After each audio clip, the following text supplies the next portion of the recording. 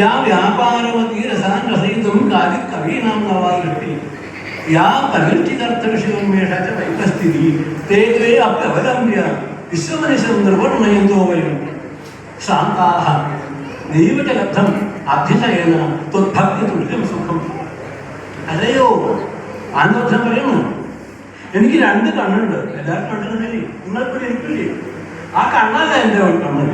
യാ വ്യാപാരവതി രസാനസഹിതം കാര്യം കവീനാം ദൃഷ്ടി. കവിയുടെ കണ്ണ്, സ്ഥായിഭാവത്തെ രസമാക്കി തീർക്കാൻ ഉള്ള കണ്ണ് അതെനിക്കുണ്ട്. പരിനിഷ്ഠിതാർത്ഥ്യ വിഷയോന്മേഷാച്ച വൈവസ്ഥിതി പണ്ഡിതന്മാരുടെ കണ്ണ്. സപ്തദ്രവ്യാണ് ഏവ. 7 ദ്രവ്യങ്ങളെ ഉള്ളൂ ലോകത്തില്. നവദ്രവ്യ സപ്തപദാർത്ഥാഹ.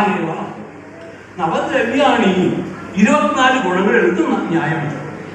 അപ്പോൾ പരിനിഷ്ഠിതാർത്ഥങ്ങളാണ് പണ്ഡിതന്മാരുടെ ദൃഷ്ടി. എനിക്ക് ഭഗവാൻ കവിയുടെ ദൃഷ്ടി തന്നു, പണ്ഡിതന്മാരുടെ കണ്ണു തന്നു.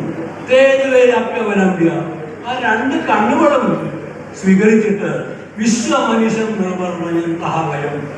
ഈ ലോകത്തെ മുഴുവൻ ഞാൻ കണ്ടു മനസ്സിലാക്കി.